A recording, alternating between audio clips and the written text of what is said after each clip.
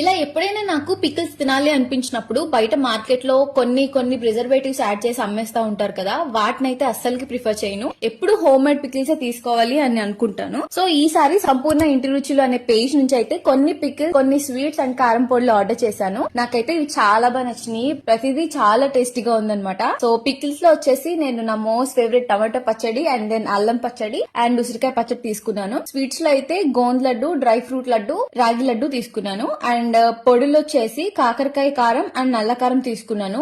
వీళ్ళ దగ్గర నల్లేరు పొడి కూడా అవైలబుల్ గా ఉంటుంది.